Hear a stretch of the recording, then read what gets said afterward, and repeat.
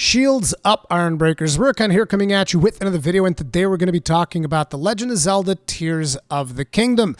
This title was sent to me by Nintendo so that I could give it a look and tell you guys my opinions on it. Not that it matters, because pretty much day one I bought a physical copy because I really wanted to get a physical copy of the game anyways.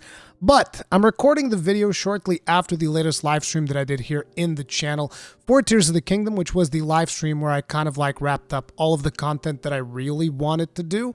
That's not to say that I did every single thing there was to do in the game, but to be honest, with the experience that I had from Breath of the Wild, that was not really something that I set out to do. I didn't set out to do, oh, let's go ahead and get all of the Korok seeds. It's like, no, that's not something that I do. I'll get as many as I can. I'll get as many as I run into organically as I'm playing through the game, but I'm not going to go out of my way to get like, I don't even know how many there are in this one. And the other one was like 900 or something like that. I don't even want to imagine how many there are in this one. I got enough Korok seeds where I was like, I feel like I have enough, slots for my weapons, slots for my shields. Feels pretty good. I'm satisfied. I'll still pick up whatever Korok I run into and naturally strap them to rockets and do all other kinds of nasty stuff to them, because that's just what you end up doing to Koroks, am I right? But, it's not something that I was trying to actively go out of my way to do. Now, I will say, one of the things that I wanted to do and that I did end up doing was explore the entirety of the depths. I got every single light route down there because I really enjoyed doing the depths, but I'm already like getting ahead of myself. So let's start at the very top. What is Tears of the Kingdom? For those of you that do not know, this is basically the sequel to Breath of the Wild. At least that is my understanding. And from the story, it definitely feels like it is a sequel to the events that took place in Breath of the Wild. People are going to ask, Rurikhan, should I play Breath of the Wild ahead of playing Tears of the Kingdom? And it's like, look, my recommendation is you should play Breath of the Wild before Tears of the Kingdom. And that is not necessarily for story reasons, even though, you get much more background in terms of story, in terms of the events that have taken place in this, I don't know what to call it, this iteration of Hyrule, so to speak. Because I know that there's like, oh, but there's a timeline. Everything's connected. It's like, look, to me, a game is a game is a game. And Zelda games, I don't want to get into the discussion of whether or not they're all connected or whatever. So I'm just going to call it this iteration of Hyrule, right? So if you play Breath of the Wild, you're going to have a lot more background and you're going to have, you're going to know the story that happened before Tears of the Kingdom. But that's not to say that you need to play Breath of the Wild in order to understand what is going on in the story, because the story in here is also very much, to an extent, kind of like self-contained, at least in my opinion. I'm sure that there's some Zelda lore buffs out there that are going to be going like, oh my god, no, you really need to do it because of this. To me, I don't think it's going to be a big deal if you don't play Breath of the Wild. The problem is, I think it's going to be very hard for people to jump from this game back to Breath of the Wild, because there's just so much more content here. And at the same time, you have all of the open world bells and whistles that you have in Breath of the Wild. This is one of the reasons why before I jumped into Tears of the Kingdom, I wanted to make sure that like, no, I got to do all the things that I want to do in Breath of the Wild. Like I wanted to get the Master Cycle 0. I wanted to beat the game in Master Mode, do all of that jazz. And so that when I jumped into Tears of the Kingdom, there were no obligations in Breath of the Wild. So my recommendation is play Breath of the Wild, but don't rush through it. Play it at your own pace, because in my opinion, it is worth it. It is still a fun game. But one of the big departures when it comes from Tears of the Kingdom to Breath of the Wild, it's like, because fundamentally the systems that the world is governed by are kind of like all there. So you still have gravity, you have fire, you have wind that pushes you, and all of these mechanics, all of these things that were present in Breath of the Wild, and all of the interactivity that you can get from these systems is also present in Tears of the Kingdom, and it is working pretty much flawlessly, in my opinion. And you have all of that stuff, but they add so much more to it because they change the powers that you have. So for instance, in Breath of the Wild, you had a power which was the magnetic thing, which allowed you to basically move metal objects. You couldn't move everything, you could only move metal objects. And here you have Ultra Hand, which lets you move literally everything. As a matter of fact, you guys are looking at this gameplay that's going on screen right now. You're seeing me move all these platforms around. Let me just tell you something. Don't pay too much attention to the gameplay. This is just, footage that I got from a recording that I did at the beginning of the game because I didn't want it to put any spoiler footage. So you don't have to pay too much attention to the gameplay. It's just there to kind of like be a companion to the video. The focus is the conversation itself. But anyways, continuing onward. So they've added just a crap ton of content. Now, I've heard people that, were able to play the game early and all that stuff saying the game is 3 times as big. I'm not sure if that is the case. I guess I understand why they were saying that because, well, in the previous game, you just had the overworld of Hyrule, which is just like the open world, and that's it. In this one, you have that, and then you have a pretty much 1-to-1 of the map in the depths.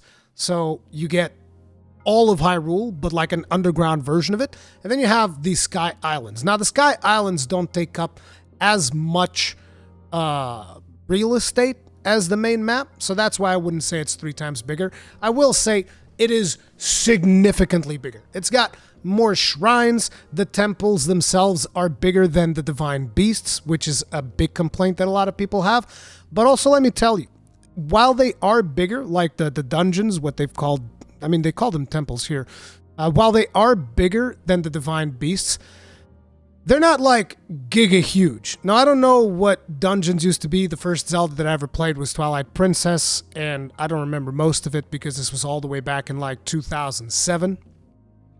But these dungeons, what seems to me is like the lead up to the dungeon itself is much bigger and involves combat and involves like a lot of traversal and stuff like that. So I guess that's what they kind of counted as. It's like the moment that you start going towards the temple counts as the whole dungeon, even though it's kind of like all seamlessly integrated into the open world. So from that aspect, I guess they are bigger dungeons, but to me, that didn't really make that much of a difference. I enjoyed them the way that they were. I enjoyed them more here than in Breath of the Wild, for sure. It's much better because each temple has its own theming. It is much more improved. Particularly, the best temple is Fire Temple. Fire Temple was so much fun. I know that each person is going to have like their own classification of which temple they enjoyed the most, and I think that's the beauty of it, because every person is going to come out of it with a different idea, just like every person comes out of it with a different idea of the characters that you interact with in the game itself and all of that jazz. It was good, is what I'm saying. And as a matter of fact, there are going to be some criticisms that I have towards the game because, there are a couple of things that did bother me, but I just want to say right off the bat, if you want to ask me, Rurikhan, this is a game that you would recommend. Not only I recommend, I demand that you play Tears of the Kingdom. Okay, maybe I'm exaggerating a little bit, but it was just really good. I loved every bit of it. I don't know if I said how many hours I've played because this is like the 50th take that I'm doing trying to record this, but I've played north of 130 hours of this game, and I really appreciated pretty much all of it. As a matter of fact, I even said at the start when I started playing the game that like I wasn't going to stream the whole thing, and I didn't, but I did end up streaming quite a bit of it, and there's tons of gameplay on the channel that you guys can check out of stuff that I've done.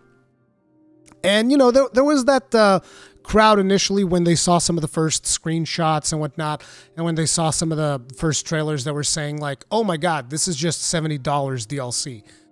You, my friend, are so incredibly wrong. Jesus friggin' Christ, bro. Never talk about video. If you said this was $70 DLC, you should never talk about video games ever again, just in the sheer shame. The sheer shame. This thing improves on so many aspects in Breath of the Wild and just adds so much content that it is insane. And here's the interesting thing. It is the diversity of content, the amount of things that you can go do at any given point. It's overwhelming in the best of ways. You're like, oh, maybe I'll go do a temple right now, which you have on the main quest. You can straight up just follow up the main quest and do that if that's what you want to do. Or you can go like, I think I'll go explore the depths, because there's a lot of stuff in the depths. Like there, how there's I don't know if all of the amiibo armor is available, but how the amiibos, you can get like pieces of armor from the amiibo and stuff like that. It is my understanding that a large portion of the stuff that you can get from the amiibos you can just get from the depths. By the way, I don't think I used the 1 or 2 amiibos, but I didn't really use amiibos that would significantly impact my gameplay. And I was able to pick up a lot of armors that I wanted to get. So like, just to give you guys an idea, very tiny idea. Like I said, my first Zelda that I've ever played, Twilight Princess. And at a certain point of the game, I realized, holy crap, the Twilight set is in the game. Not just the Twilight set, there's a bunch of more sets in the game. The Twilight set is in the game. I need to collect this set because this was the first Zelda that I ever played, and I want to finish the game in the Twilight set. And I did. I finished the game in the Twilight set, and it was awesome. It was a very special moment for me, you know, just kind of like reminding some of that stuff, and having Link dressed up in the first, you know, armor set that I really played in a Zelda game was really, really cool.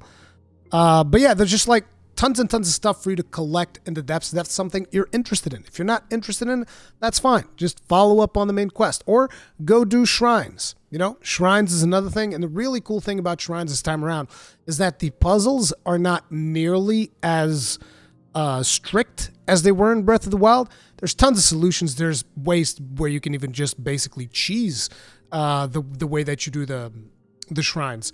There's tons of different ways in which you can complete them. So you're never really going to be stuck on a puzzle for long, unless you're dumb like me, you know, because like sometimes I'm in a stream, I'm trying to entertain people, and I'll mess up a puzzle ridiculously, or I'll miss like a specific thing or whatever.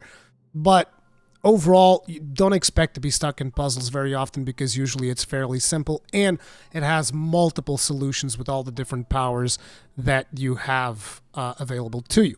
So now let's talk a little bit about the visuals, which is clearly one of the things that a lot of people are concerned with.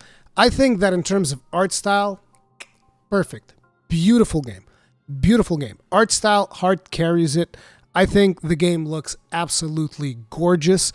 The problem is naturally going to be the resolution, because the Switch is, at the end of the day, limited hardware. And for a lot of people, this resolution is just not going to do it. Not to mention, the game itself has some pretty aggressive dynamic resolution if you are playing in docked mode. Now, I played most of the game in docked mode because that's one of the things that I like about the Switch. So I can play it in docked mode, or I can play in handheld mode when it's one of the rare occasions that I happen to be out and about with a console. And in handheld mode, the game looks perfect. But in docked mode, not so much. You're definitely missing out on some resolution, and the aggressive dynamic resolution that the game has whenever the frames start dipping too much, it is noticeable. It is noticeable, and it definitely harms it a little bit. It's not a big deal. It didn't really hamper my enjoyment of the game at all, but I know that for a lot of people that's going to be an important thing, and it's important to bring up. Now, in terms of performance, I would say that for about 90% of my time with the game, I didn't really have too many complaints. Performance, naturally, the game runs at 30 FPS because that is limitations of the Switch hardware, right? I'm not buying a Switch game expecting like 1440p, 60 FPS. That's just completely unreasonable. And if you're doing that, I question your intelligence, right? So 30 FPS, pretty much what I would expect, and somewhere in the vicinity of 720p to 1080p, something like that. Oh, looks like I actually paused the game. Oops, my bad.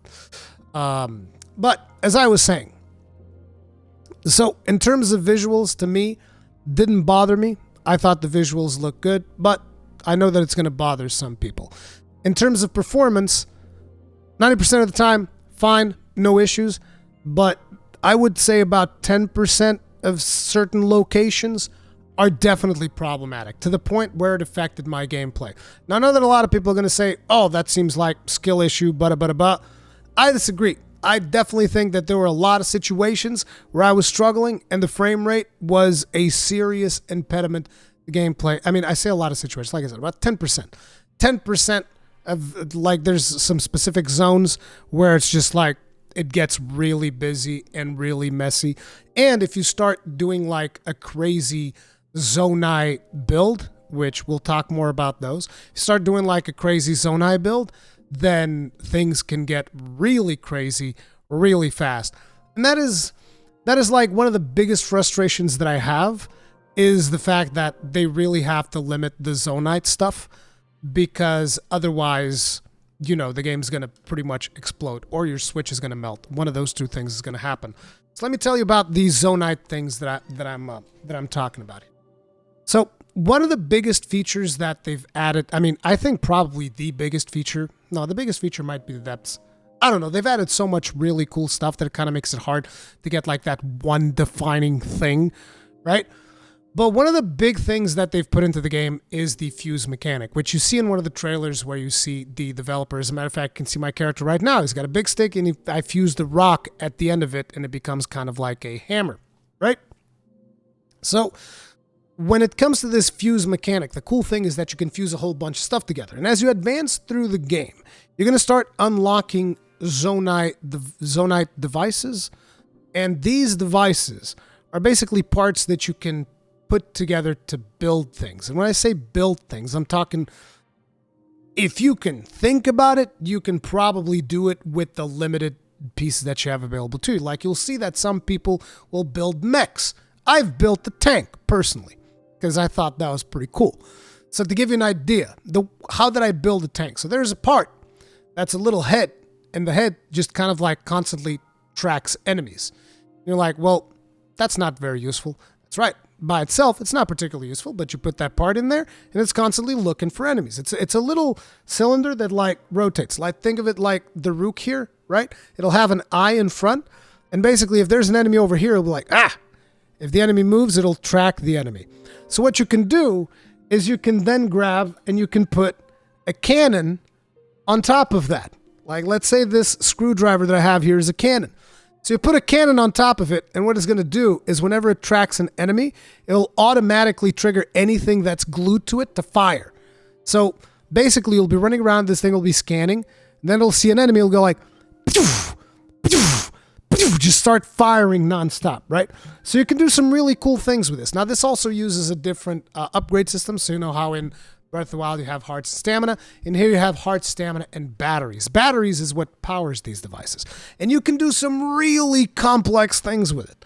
So, for instance, there's these things also that kind of serve like the basis for cars. Like, say, it's almost like a chassis. So I'd grab 5 of those, glue them all together into like an armor, and then put big wheels on it, and you essentially have a tank. Then I'd put my turret on top of the tank with a bunch of cannons on it. Not really cannons, but like these laser things that you can get.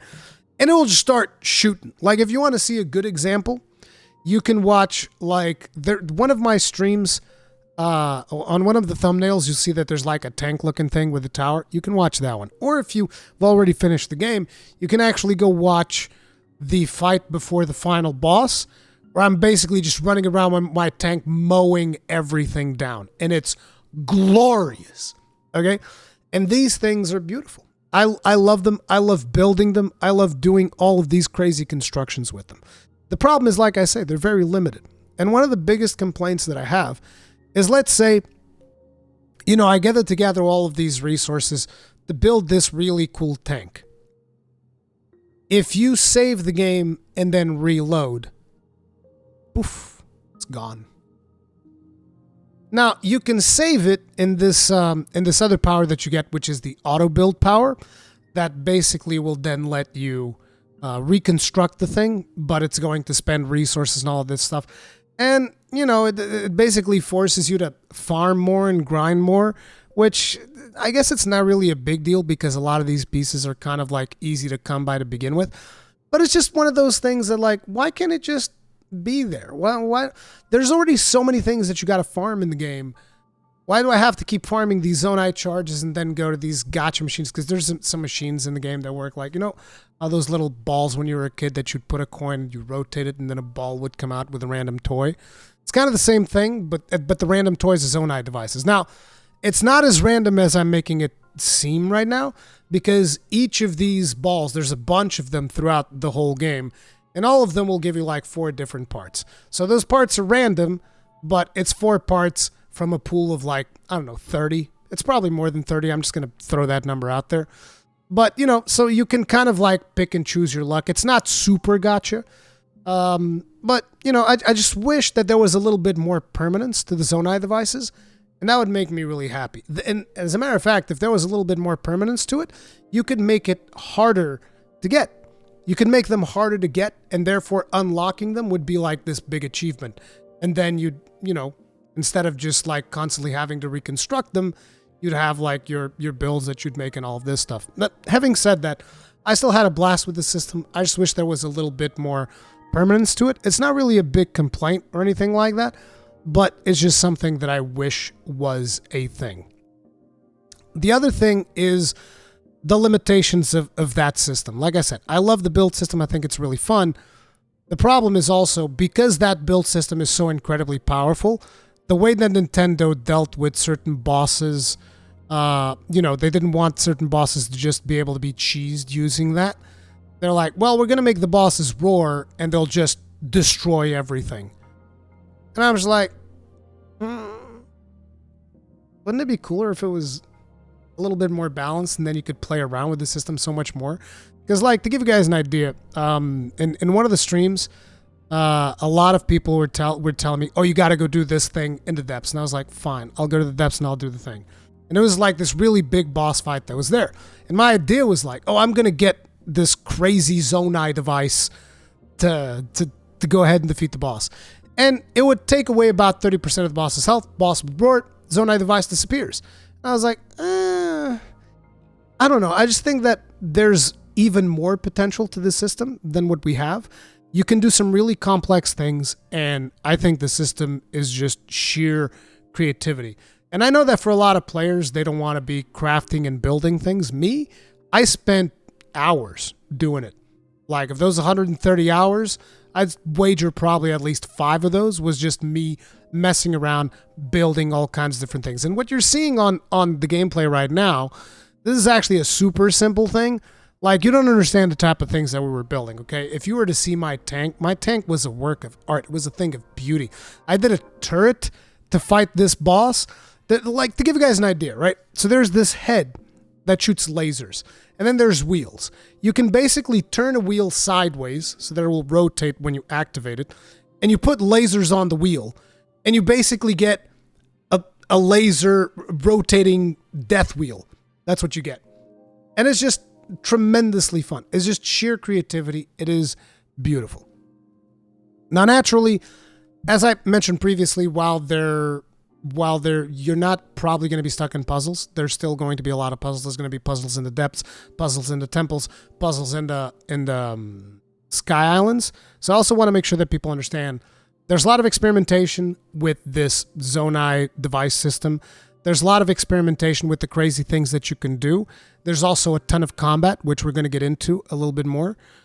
And there's a lot of different ways to tackle each situation.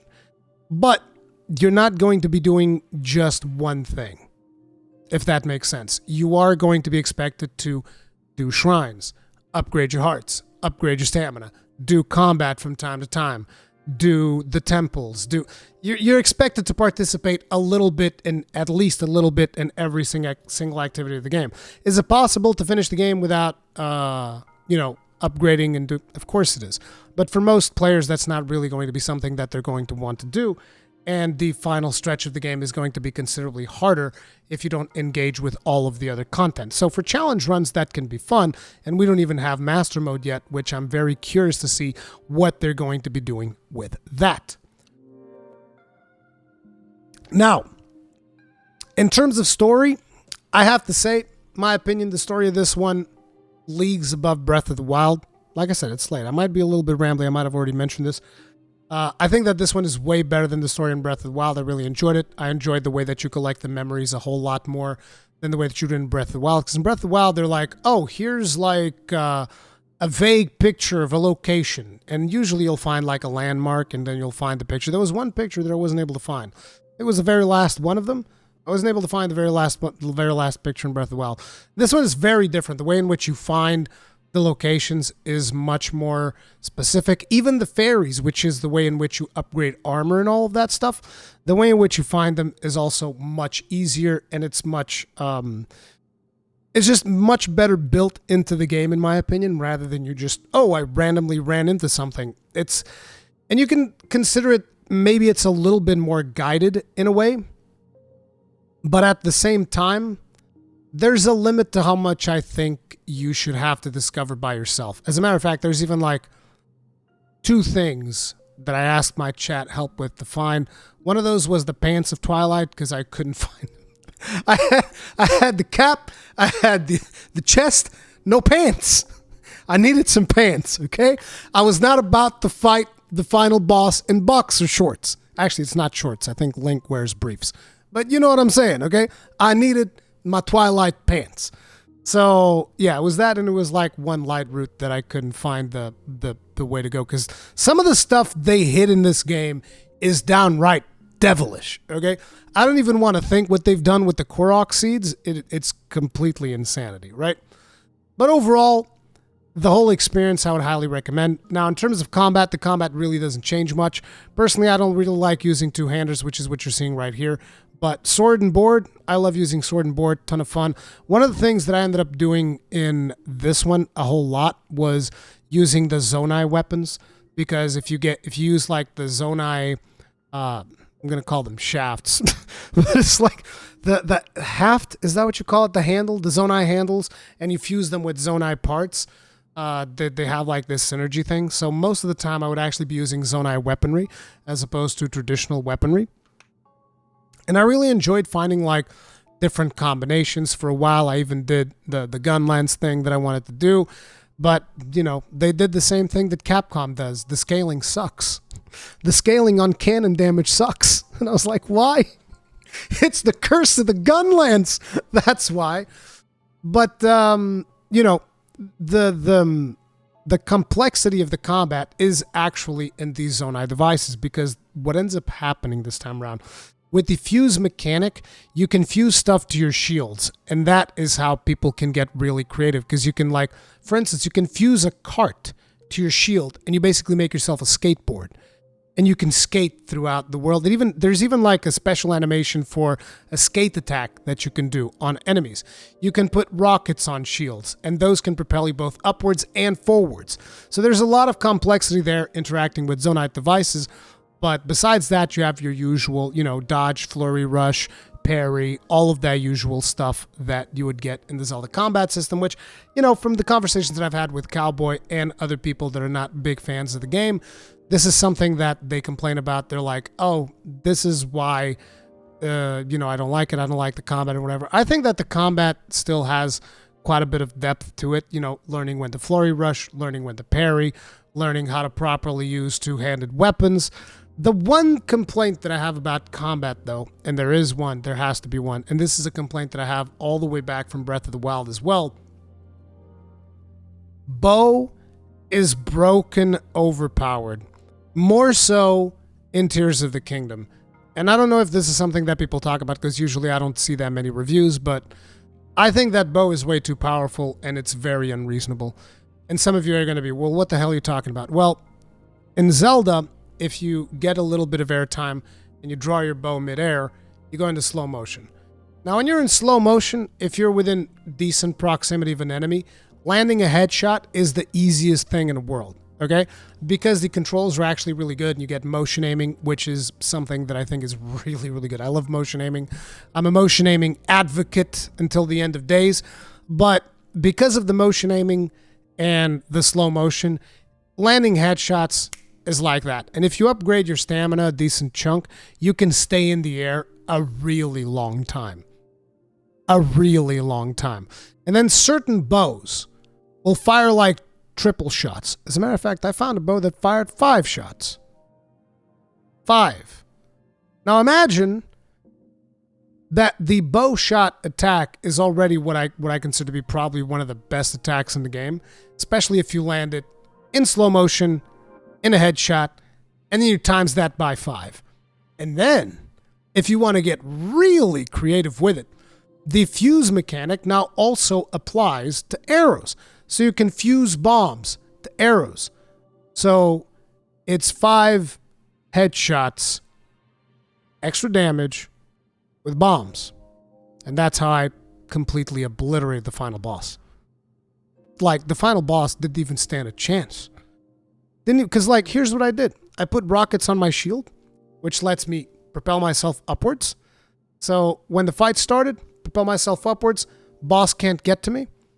Aim down with my bow, with my 5-shot bow that I found, 5 bombs, and people are telling me there's something that I can use with the arrows, which I had plenty of, by the way. As a matter of fact, I had more of that thing than I had bombs, which they're telling me that thing does even more damage than bombs. And I was like, bro, I was not even, it was like, you just hear the sound, and you see chunks of the boss's health just disappearing. Okay. Now, I want you to also understand, immediately after that, I went back, after I finished the game, I went back and I beat that boss fair and square. That's also in the live stream. I beat the boss normally because, I wanted to experience the boss properly and all that jazz. I was just curious to see how much cheese you can do with the bow. And I think it's pretty gnarly. I wish that they balanced it a little bit more. And the thing is, I remember that when I was playing Master Mode in Breath of the Wild, it was kind of like the same thing. You'd jump into the air, load up on a bunch of ancient arrows, and just unload with a multi-shot bow. Disgusting. Absolutely disgusting. Now, there's probably going to be weapons in the game because I've heard that, like, the Gerudo weapons are also really powerful, and those have, like, modifiers to increase damage, and you can get weapons to deal, like, 100+ damage, something like that, which in the context of this game is a lot, in case you guys are wondering. So I know that you can get melee weapons to deal sick amounts of damage, but to me it's also a matter of effort. It takes no effort whatsoever to jump into the air with a rocket shield and then just like pelt the boss and absolutely destroy it with arrows.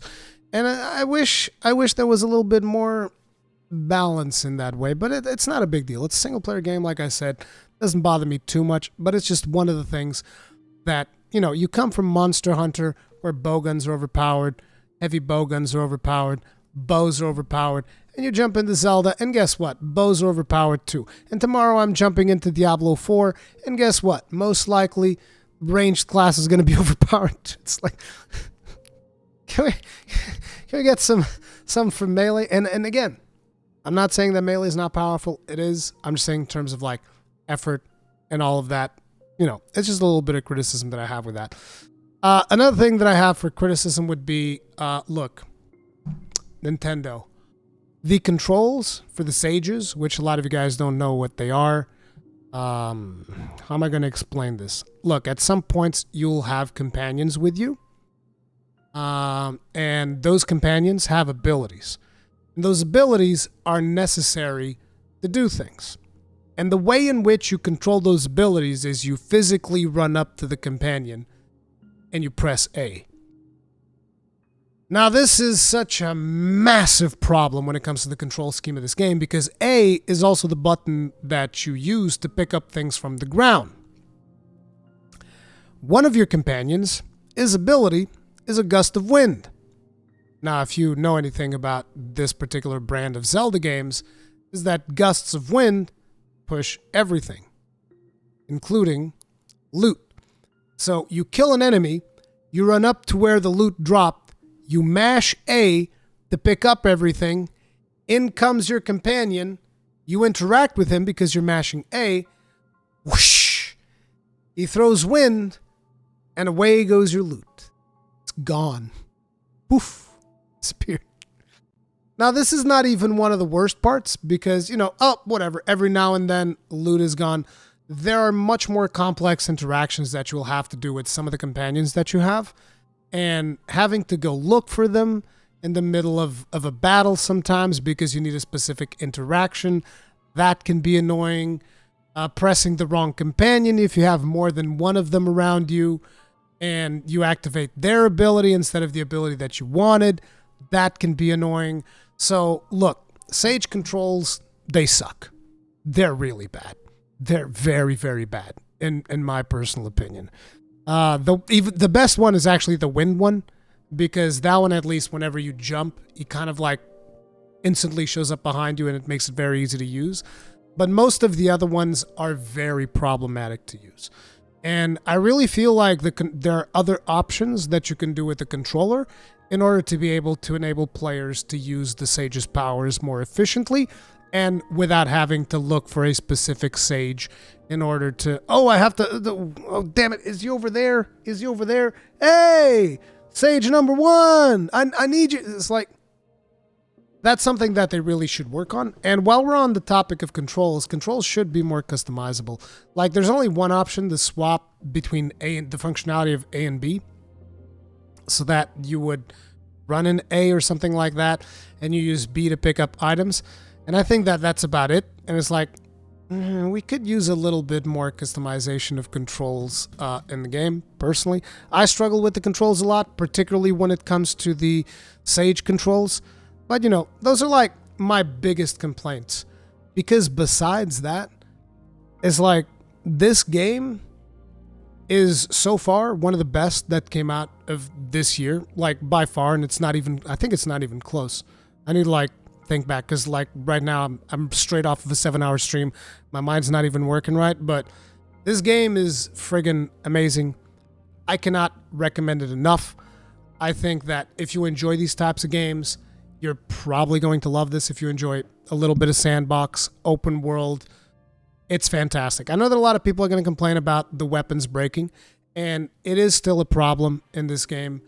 But once you find like a reasonable source, that the way to do it is you want to find camps that have the weapons that you want, and then you just mark those camps on your map and you go in there and you pick up weapons whenever you run out. That's basically something that you got to do. But once you get a system going for picking up those weapons, it's really not a big deal. And most of the time, you're going to be picking up more than what you're spending, unless you're doing combat really bad, at which point you should review the way in which you're doing combat as opposed to being like, oh, my weapon breaks, it sucks. Even though, again, I understand that frustration, particularly when it comes to the eventual master mode. I'm assuming we're getting a master mode for this one. As a matter of fact, I am actually going to say I don't think I'm going to do master mode this time around, depending on a couple of factors. One of the things is if they do health regen like they did in Breath of the Wild, that the chances of me doing master mode, they plummet. Okay, they plummet like, you know, the stocks of a company that's going to fail. So, yeah. I don't know. I know that for a lot of people it's a big turnoff. I'm just telling you it's not a big deal. One of the downsides that it does do is it kind of forces you to do better inventory management. You're always concerned with your inventory. What things am I going to put where, and what items I'm going to keep, what items I'm going to use. You know, and you still have the cooking that you have from the old game, which I'm also not a huge fan. But I want you to understand, I'm going to think it's bad. I'm just not a huge fan. I like simpler cooking. I prefer cooking in real life. Okay? Like cooking in real life, I don't have to think about, oh, I get 5 ingredients of this. Like, no, I grab my steak, I put salt on it, put that bitch in the frying pan, boom, good to go, right? But anyways, all of this to say, the game's friggin' amazing. It's a complete work of art. The final sequence in particular was really, really good. Temples were good. The fire temple, though, I loved the fire temple. It was so cool. I know that some people in my chat were saying they didn't like it very much, but I love the fire temple. I love the lead up to fire temple. It was a lot of fun. And just experimenting with the Zonai devices and all the different powers that Link gets is a lot of fun. The exploration that you get to do this time around, just like exploring the entirety of the depths, that was a lot of fun. Doing the crazy Zonai constructions that I ended up doing, that was a complete blast. And I think that, you know, when you're talking about games, it just feels good to actually see a game that comes out at, you know, now games are $70 or 70 euros, whatever. And a lot of the times, unfortunately, they're 70 euros and they come out like busted and exploding at the seams with complete dog garbage performance and just, you know, incomplete content and all of these other problems. And in comes the friggin' apology JPEG that the developers do. And it's just such a breath of fresh air to see a game that comes out at that price point and it is actually friggin' worth it. It is actually a good game. And it is actually a complete experience, beginning to finish, top to bottom, and just some of the best fun that I've had in video games in years. But anyways, that's it. Thank you all very much for watching. If you enjoyed this video, hit up with a like. If you did not enjoy the video, dislike, subscribe, bell notification icon, all that jazz. And considering that I'm probably going to post this video tomorrow because it's already like damn near midnight, later tonight, Diablo 4. I expect to see you guys here in the channel. Stay strong, stay safe. Peace out.